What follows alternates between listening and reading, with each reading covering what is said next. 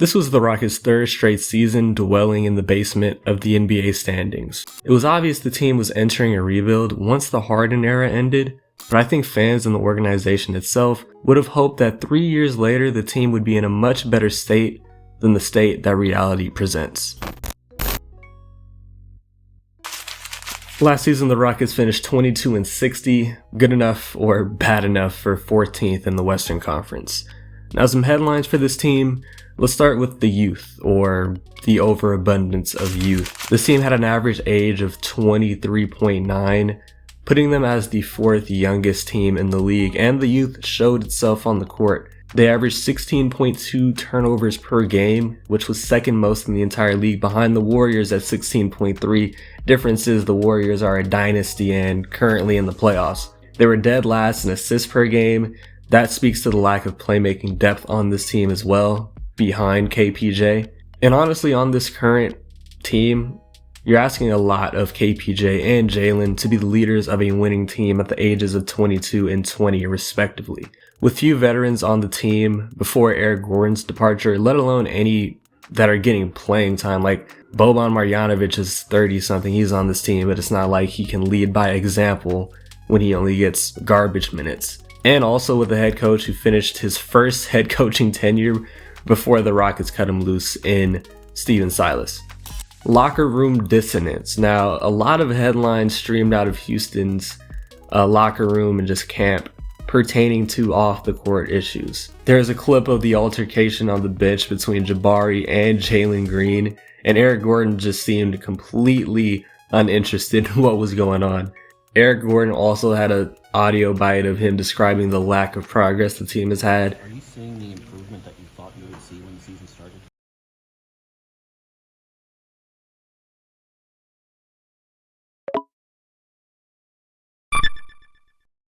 There's no improvement. At that point of the season. And then there was dissonance between the front office and the coaching staff, mainly between the GM Diamond Stone and head coach Stephen Silas. There was reports of Diamond Stone crashing film sessions and him kind of overstepping his boundaries as a front office guy and not like an X's and O coaching guy. So that contributed to the struggle as well. And then on a positive note, let's talk about the Şengün emergence. In his second full season, he saw much higher usage. It seemed like the coaching staff trusted him a bit more to be an on-ball creator. He displayed value as someone who could initiate some offense, whether it be scoring or dishing. I'll talk more about that in depth in this next segment where we talk about the actual players of this team, starting with the core players. I think there are 3 core players, and those are Jalen Green, Alperen Şengün, and Jabari Smith. Now, starting with Jalen Green, we're going to do strengths, weaknesses, and ceiling determiners of every player. His strengths, he just has a natural knack for scoring. I mean, he was heralded for it coming into the league. He can create his own 3 off the dribble. He has a dynamic handle to get all the way to the rim and finish over or around traffic. And there's always been, throughout his entire Houston tenure, a necessity for him to create his own shot because there's not a lot of open looks that are generated for him. A key strength of his game is his athleticism. The man can get up. It allows him to finish over the rim and over the top of paint defenders. And his athleticism also yields incredible upside as an off-ball scorer. Playing in the cutting lanes off action with Şengün, he has a lot of putback opportunities. And when the Rockets could use their young legs, force turnovers, and get out on the fast break, Jalen Green saw a lot of lob opportunities from KPJ in the fast break. His athleticism also grants him upside as a defender. Now, due to lack of size in terms of his raw strength, he's never really going to be a positionless defender, but he's incredibly quick laterally and can utilize his thin frame to navigate through screens, or I should say around screens. I think he can develop into a solid defender of either guard position as his workload on offense decreases a little bit and as he can just lock in mentally on that side of the ball. I've seen him be a high-level ISO defender in crucial situations, so he definitely has it in him. Now, nobody's really asking Jalen Green to be a lockdown defender. He just has to be better than what he's shown as we get to his weaknesses, one being his defensive motor and consistency. A key thing is his off-ball awareness. A lot of times he just seems aloof or just disengaged on that end. being very slow to help, not rotating, or doing a half-hearted help attempt. A lot of times he does not box out his man, he's ball watching, and sometimes he just seems to not have an understanding of the proper help defense in the said situation. And a lot of it is just effort. Oftentimes he does not exude the best effort on the defensive end, and I will say a lot of that has to do with him having a high workload on the offensive end. I alluded to this earlier. I guess size could be somewhat of a weakness because it limits his ability as a paint help defender. He's not the strongest dude in the world, and he's only around 6'4", so I do think he does have some upside as a shot blocker from behind because of his athleticism though. Moving on to Şengün. His number one strength is his playmaking ability and his upside there. His ability to spot cuts from the elbow, pass out of double teams at times, and be a playmaker in the short roll. It was very Sabonis and Nikola Jokic-esque. It makes sense because out of the draft, some people called him a baby Jokic. He also has a decent low post ability. He has great footwork, and it makes up for the fact that he lacks high-level athleticism, so he has great footwork to be able to contort his body, pivot left, right, back left, right again, in order to find somewhat of an open look down there. All that allows him to be a crafty inside scorer. His inside scoring game is very unorthodox. It's a lot of flip shots, layups from weird angles that oftentimes the low post defender doesn't really expect. Moving to his weaknesses, I alluded to his athleticism already. His foot speed isn't the best, and he doesn't really have the most verticality. That weakens his ability as a help defender inside the paint. His help defense was a bit questionable at times. I mean, not all of that is on him because some of his gaffes were caused by the Rockets' lack of defensive understanding as a whole, but at times watching him in drop coverage was cringe.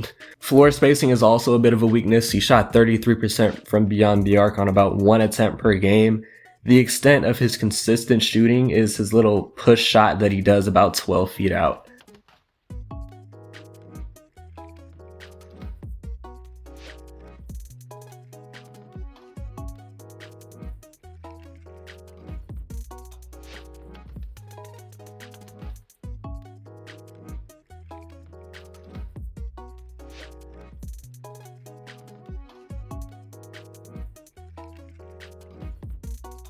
As for Jabari Smith, his key strength lies in outside scoring. Only 15.5% of his shots were at the rim. It's an eye-popping stat because he's 6'10". I think that stat is also a little low because Stephen Silas early on only utilized him as a catch-and-shoot guy in the corner. Also, he's simply a very confident outside creator. He's not hesitant when he has a slight opening to cast a shot from the perimeter. It helps that he's 6'10" with a high release point on his jump shot that nobody can block, whether it's a catch and shoot, a dribble pull-up, or a post fade. Yeah, he's not just casting threes on the perimeter, he's a competent and confident mid-range scorer with dribble pull-ups from 10 to 16 feet and post fadeaways. He's also a pretty disruptive defender, combining his frame with his mobility. This guy has the tools to be a high-level disruptor on the defensive end. He had multiple games of 2+ blocks, multiple with 2+ steals. Versatility is through the roof for him as he continues to understand NBA defense. He also has off-ball inside scoring upside. He gravitated towards outside scoring when he had the ball in his hands, creating for himself. Most of his points from 0 to 3 feet came off the ball, cutting off of Şengün, lobs in the fast break, and putback attempts when he wasn't boxed out. A weakness in his game is his playmaking. Now, he wasn't projected as a high-level facilitator coming into the league, but I think he needs to be a more willing passer when he has the ball instead of just having tunnel vision. Shot IQ is another point of improvement. Oftentimes he took ill-advised shots early in the shot clock, contested, but that was when he was only used as a catch and shoot guy who probably didn't really know when his next shot attempt was going to come. Talking about miscellaneous players now, Kevin Porter Jr. is in this list. Some people might be ticked off that he isn't in the core player list, but I just have him here, and I'll explain why. You can argue that KPJ was the team's best player last season, given his combination of scoring and playmaking. I think he's a better playmaker than he gets credit for. 5.7 assists on a team with the lowest 3-point percentage in the league, and not many great screen setters. That's pretty impressive. He had a 1.78 assist to turnover ratio. The reason I don't have him in the core is because I'm a little worried about his fit. because I think the Rockets are going to prioritize the development of Jalen Green, Jabari Smith, and Alpi. And I also think the starting five with the core three, they could use more of a pass-first point guard and another wing that can thrive off ball and provide high-level defense. I think KPJ fits best with the Rockets team as a sixth man, and I think he could thrive in that role as the focal point of the offense in a predominantly bench unit. This could happen if the Rockets look to use their cap space on a better fitting point guard. As for Tari Eason, this is a key piece for the Rockets. He brings energy, effort, and defense. On a team that has a lot of talent and potential, what Tari Eason provides is essential. He was definitely Houston's best defender, and I think he has quite a bit of upside as a Herb Jones type of player. His disruptiveness on the defensive end translated to a lot of transition opportunities for the Rockets to get some easy offense. The team was 27th in offensive efficiency, so they needed those opportunities. Shooting 34% from three as a rookie that wasn't heralded for his outside prowess is a promising starting point. If he can be a little more consistent from three, I think there is a spot for him in the starting five. I think his ceiling is an all defensive caliber forward, and then on the offensive end, a quality off-ball / hustle type of scorer, making timely cuts and putbacks as the fifth option in the starting lineup. Now looking to the offseason, Houston projects to have a pick within the 1 to 6 range. I think the best targets for the Rockets are Wembanyama, Brandon Miller, and Anthony Black.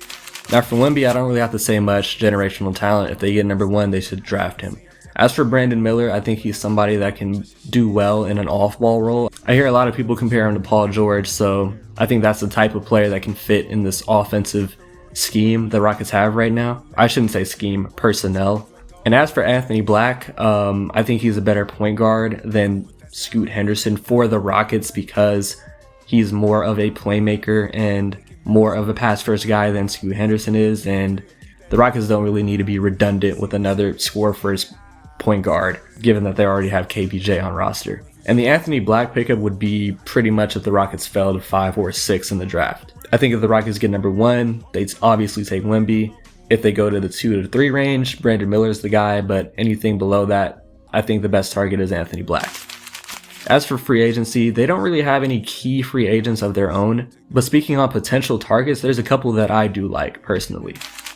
I think Fred VanVleet would be a solid pickup, somebody that can be a pretty solid playmaker. I know his 3-ball was off this season, but historically he's a great 3-point shooter, and he's a high-level rugged perimeter defender.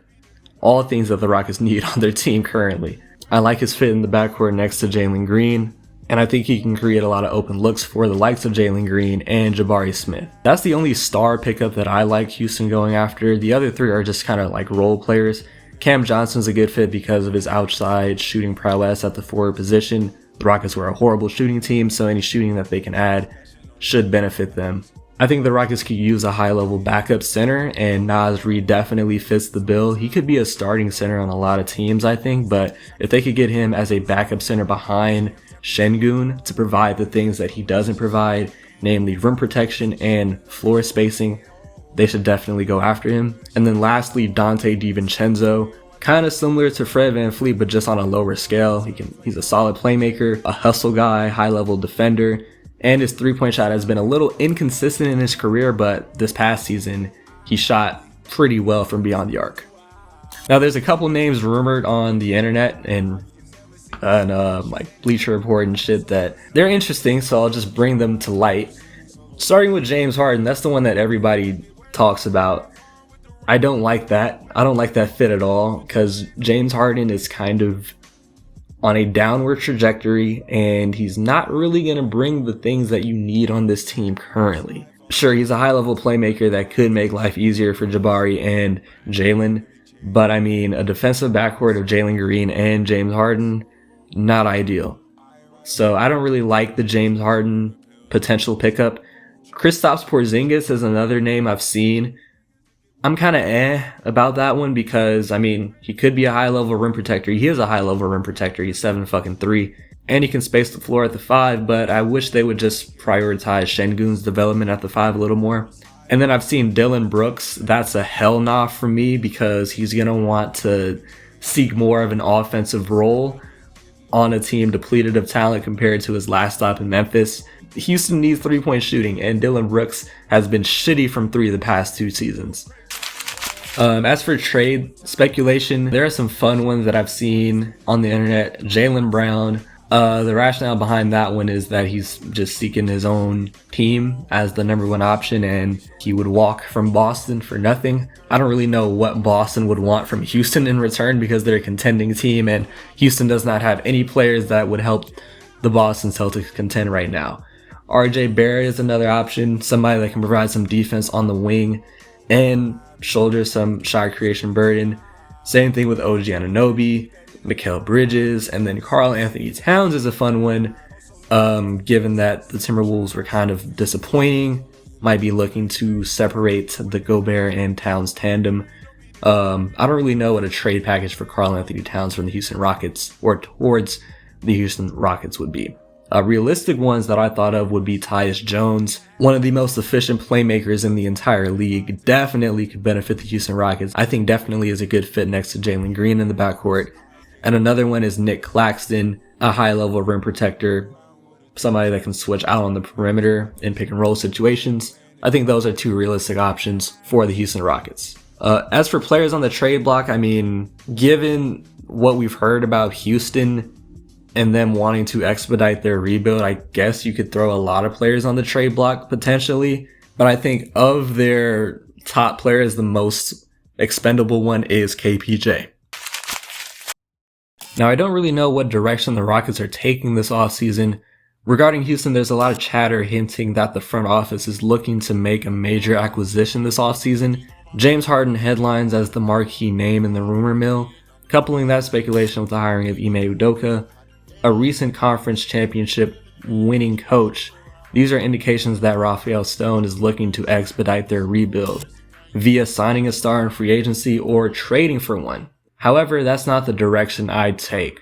Despite all the losing, this team is still loaded with talent and upside. Jalen Green has a vast offensive skill set and all the athleticism in the world. He has the tools to be a number 1 option on a competent team. Şengün proved that he's capable of being an offensive initiator from the elbows and blocks. At 6'10", Jabari can be a prolific outside shot creator the more he tightens his handle, and the better he gets at reading NBA defenses. KPJ was solid as an inside-out scorer and as the lead playmaker. He's the longest tenured Rocket, yet he's barely 23, so he still has upside. An underrated cog of the conglomerate of young talent is Tari Eason, who on a roster littered with on-ball initiators and offensive-minded talent. Eason is a breath of fresh air. Someone who shines on the defensive end with his effort and disruptiveness and doesn't have to command the ball in order to make an impact offensively. On a team with so much raw talent, inexperience, and untapped potential, I think the best path towards improvement is cultivating that personnel by hiring a proven, respected head coach, completed with the acquisition of Udoka, and looking to add quality vets in the free agency to aid in development and leadership. The Houston Rockets have one of the best young cores in the entire league, but after 3 seasons of losing basketball, it's about time to take the next step.